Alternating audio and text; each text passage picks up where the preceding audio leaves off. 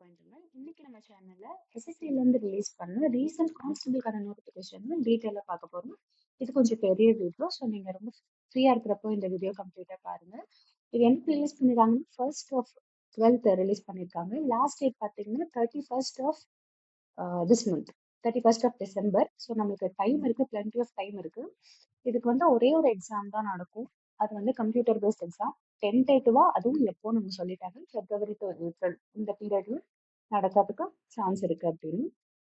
என்னென்ன categories of constables இதுல அவங்க எடுக்கிறாங்க, எந்தெந்த டிபார்ட்மெண்ட்க்கு எடுக்கிறாங்கிறது நான் இங்க ஹைலைட் பண்ணி காமிச்சிருக்கேன். ஸோ இது நீங்க பார்க்கலாம். CISF, CRPF, ITBP, SSB, SSF, riflemen, இந்த மாதிரி 7 டிஃப்ரெண்ட் கேட்டகரிஸ்க்கு இவங்க எடுத்திருக்காங்க. இதுக்கு என்ன இருக்கும்னு பார்த்தீங்கன்னா கம்ப்யூட்டர் பேஸ்ட் எக்ஸாமினேஷன் இருக்கும், ஃபிசிக்கல் ஸ்டாண்டர்ட் டெஸ்ட் இருக்கும், ஃபிசிக்கல் எஃபிஷியன்சி டெஸ்ட் இருக்கும், மெடிக்கல் எக்ஸாமினேஷன் இருக்கும், டாக்குமெண்ட் வெரிஃபிகேஷன் இருக்கும். ஸோ இது எல்லாமே என்னென்ன ஃபிசிக்கல் ஸ்டாண்டர்டுக்கும் ஃபிசிக்கல் எஃபிஷியன்சிக்கும் என்னென்னங்கிற டிஃப்ரென்ஸ் எல்லாமே நம்ம உள்ள டீட்டெயிலாக பார்க்கலாம். ஸோ இந்த எக்ஸாமை மொத்தமாக நம்ம 13 லாங்குவேஜஸ்ல எழுதலாம். ஸோ இதில் லாங்குவேஜஸ் எல்லாமே அவங்க மென்ஷன் பண்ணியிருக்காங்க.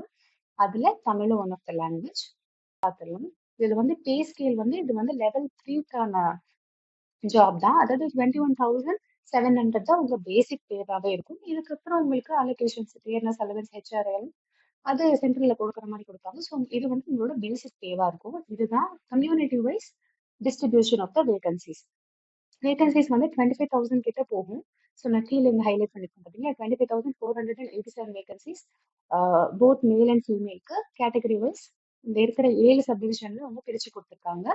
அதுக்கப்புறமா இந்த வேகன்சி எல்லாமே டென்டேட்டிவ் தான். இதுல 10% ஆஃப் த வேகன்சிஸ் எக்ஸ் சர்வீஸ்மேனுக்கு போகும். எக்ஸ் சர்வீஸ்மேன் இல்லைன்ற பட்சத்துல இது நான் ஏஜ்க்கு போகும். ஏஜ் லிமிட் 18 to 23 இயர்ஸ் தான் இருக்கணும் ஆஸ் ஆஃப் 1st of 2026. அதாவது நீங்க செகண்ட், அதாவது 2003 இந்த பர்டிகுலர் டேட்டுக்கு முன்னாடி பிறந்திருக்க கூடாது, இல்லைன்னா 1st of January 2008க்கு அப்புறம் பிறந்திருக்க கூடாது. நான் ஹைலைட் பண்ணியிருப்பேன். ஸோ நீங்க அது வரைக்கும் பார்த்தீங்கன்னா போதும். ரொம்ப இம்பார்ட்டண்ட்டான பாயிண்ட்ஸ் தான் நான் ஹைலைட் பண்ணியிருப்பேன். அதுக்கப்புறம் எஜுகேஷன் குவாலிஃபிகேஷன். ஸோ இது பார்த்தீங்கன்னா கான்ஸ்டபிள்ங்கிறதுனால மெட்ரிகுலேஷன் வைஸ், அதாவது 10th ஸ்டாண்டர்ட் வைஸ் தான் கேட்பாங்க. நீங்க அது 1st of 2026 ஜனவரி நீங்க முடிச்சிருந்துருக்கணும். நீங்க அது முடிக்காம இருந்தீங்கன்னா நீங்க எசென்ஷியல் எஜுகேஷன் குவாலிஃபிகேஷன் மீட் பண்ண மாட்டீங்க. So you become ineligible. இதுக்கப்புறம் நம்ம பார்க்க வேண்டியது இன்சென்டிவ்ஸ் யாருக்கு கொடுப்பாங்க அப்படின்னு. நீங்க ஒரு என்சிசி கேடட்டா இருந்தீங்கன்னா உங்களுக்கு கொடுப்பாங்க. ஸோ இந்த 3 கேட்டகரிக்கும் அவங்க பிரிச்சிருக்காங்க. ஸோ இதுல மேக்ஸிமம் சீட்டு கிடைக்கும், மினிமம் ஏக்கு கிடைக்கும். இதுக்கப்புறமா நீங்க அந்த சர்டிபிகேட்டை இந்த பர்டிகுலர் டேட்டுக்கு முன்னாடி வாங்கி வச்சிருந்துருக்கணும். அதுக்கப்புறம் நம்ம பார்க்க வேண்டியது அப்ளை பண்றது. அப்ளை பண்ணும்போது நீங்க முக்கியமான ஞாபகம் வச்சுக்க வேண்டியது உங்களுக்கு போட்டோ தேவை கிடையாது. ஏன்னா அவங்க லைவ் கேப்சர் இமேஜ் பண்ணுவாங்க. அந்த இமேஜே போதுமானது. நீங்க சிக்னேச்சர் மட்டும் அப்லோட் பண்ற மாதிரி இருக்கும். அதுக்கப்புறமா நீங்க ஆதார் ஆத்தென்டிபிகேஷன் கொடுத்துட்டீங்க அப்படின்னா நீங்க போட்டோ எடுத்துட்டு போக தேவையில்லை நீங்க எக்ஸாம் போறப்போ. அதுதான் இவங்க இதுல சொல்லியிருக்காங்க. அதுக்கப்புறமா நீங்க சிக்னேச்சர் மட்டும்தான் அப்லோட் பண்ணுவீங்க. அது இந்த பர்டிகுலர் டைமென்ஷன்ல. அதுக்கப்புறமா எக்ஸாம் ஃபீ 100 ரூபீஸ். இது அன்ரிசர்வேஷன்ஸ்க்கு தான். இது விமன் அண்ட் ஷெட்யூல்ட் கேட்டகரிஸ்க்கு இந்த 100 ரூபீஸ் எக்ஸம்ஷன் கிடைக்கும். இந்த பேயை நீங்க master cards, RuPay debit card, UPI use பண்ணி இதை பே பண்ணிக்கலாம். இங்கதான் சென்டர்ஸ் அலோகேட் பண்ணியிருக்காங்க. ஸோ நீங்க என்ன சென்டர், அதுக்கேற்ற கோடு பார்த்துட்டு நீங்க என்ன ரீஜன்ல அப்ளை பண்ண போறீங்கிறத பார்த்துட்டு தான் நீங்க அப்ளிகேஷன் ஃபில் பண்ணும்போது இந்த பர்டிகுலர் டீடைல்ஸ் நீங்க கொடுக்கணும். என்ன ஜோனுக்கு வருவீங்க, எந்த கோடு வரணும் அப்படிங்கிறது, அதுதான் முக்கியமானது. அதுக்கப்புறம் பேட்டர்ன். இப்போ எக்ஸாம் பேட்டர்ன் பார்த்தீங்கன்னா ஒரே ஒரு கம்ப்யூட்டர் பேஸ்ட் எக்ஸாம் 80 கொஸ்டின்ஸ் இருக்கும். Each question carry 2 marks. மொத்தமாவே உங்களுக்கு டைம் டியூரேஷன் 60 மினிட்ஸ் கொடுத்துருவாங்க. ஸோ இதுல இருக்கிறது மொத்தம் 4 சப்ஜெக்ட்ஸ் தான். ஒன்று லாங்குவேஜ், இன்னொன்று எலிமெண்ட்ரி மேக்ஸ், அதாவது 10th லெவல் மேக்ஸ், அதுக்கப்புறம் ஜென்ரல் நாலேஜ் அவேர்னஸ், அதுக்கப்புறம் general intelligence and reasoning. So இது எல்லாமே ரொம்ப பேசிக்காக தான் இருக்கும். இந்த மாதிரி நீங்க இதை எல்லா லாங்குவேஜஸ்லயும் நீங்க இதை அட்டன் பண்ணிக்கலாம். அதுக்கப்புறமா மல்டிபிள் சாய்ஸ் கொஸ்டின் தான் அது. இதுல நெகட்டிவ் மார்க்கிங் இருக்கு 0.25. இது சிலபஸ் நான் இங்க ஹைலைட் பண்ணிருக்கேன். நீங்க இதை ஸ்கிரீன்ஷாட் எடுத்து வச்சுட்டு கூட நீங்க படிக்கலாம். இல்லைன்னா நான் இதை டிஸ்கிரிப்ஷன்ல இந்த பிடிஎஃப் அப்லோட் பண்றேன். இந்த ஹைலைட்டட் பிடிஎஃப் அப்லோட் பண்றேன். நீங்க இதை பார்த்து நீங்க டவுன்லோட் பண்ணி வச்சுட்டு உங்களுக்கு ரெஃபரன்ஸ்க்கு யூஸ் பண்ணிக்கோங்க.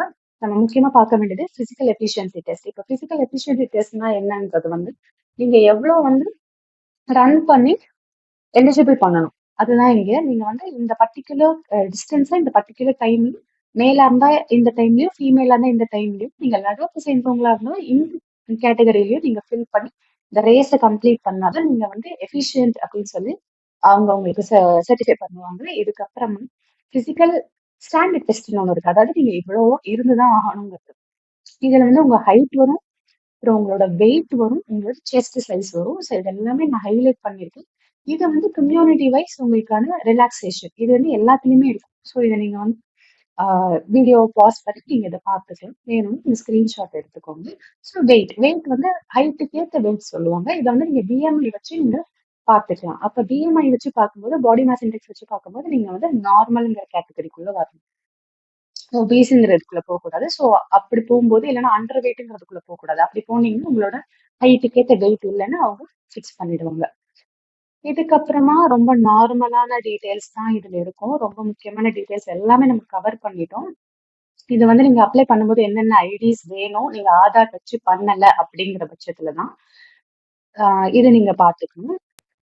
அதுக்கப்புறமா நீங்க ப்ரையாரிட்டைஸ் பண்ணணும். 7 ஜோன்ஸ் இருக்கு. அதுல நீங்க எது உங்களுக்கு வேணுங்கிறத நீங்க ஃபர்ஸ்ட் சொல்லிடணும். இப்போ நீங்க சொல்ற மாதிரி அசாம் ரைஃபிள்ஸ் தான் நீங்க ப்ரையாரிட்டைஸ் பண்றீங்க அப்படின்னா எஃப்ங்கிற கேட்டகரி நீங்க ஃபர்ஸ்ட் கொடுத்துடணும்.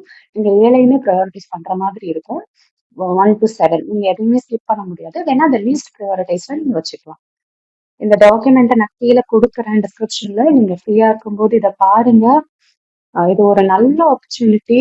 படிச்சுட்டு இருக்கவங்களுக்கு நீங்க நீங்க என்ன படிச்சிருந்தாலும், நீங்க டிகிரியே வச்சிருந்தாலும், நீங்க ஃபர்ஸ்ட்ல போகணும்னு நினைக்கும் போது நீங்க கண்டிப்பா இந்த ஜாபை வந்து ட்ரை பண்ணலாம். Give it a try. Physical fitness பத்தி யோசிக்காதீங்க. உங்களால ரன் பண்ண முடியுமா எதுவுமே யோசிக்காதீங்க. ஒரு ஷாட் கொடுங்க. நம்ம இதை ட்ரை பண்ணலாம். கண்டிப்பா இது கிடைக்கும். பிகாஸ் இது ரொம்ப ரெப்யூட்டடான ஜாப். நிறைய பேருக்கு கனவே இருக்கும் இதுலதான் போகணும் அப்படின்னு சொல்லி. ஸோ அந்த மாதிரி இருக்கவங்க எல்லாம் கண்டிப்பா இதை ட்ரை பண்ணணும். நம்மளுக்கு டைம் இருக்கு. சிலபஸ் ரொம்ப ரொம்ப கம்மி. மெட்ரிகுலேஷன் லெவல்ல தான் இருக்கும். ஸோ நீங்க பிளான் பண்ணி பண்ணா கண்டிப்பா இருக்கிற அந்த 4 monthsல நம்மளால கண்டிப்பா கொடுக்க முடியும், பெஸ்ட் கொடுக்க முடியும். So all the best guys. கண்டிப்பா இதுக்கு அப்ளை பண்ணுங்க. Give it a try. You will get it definitely.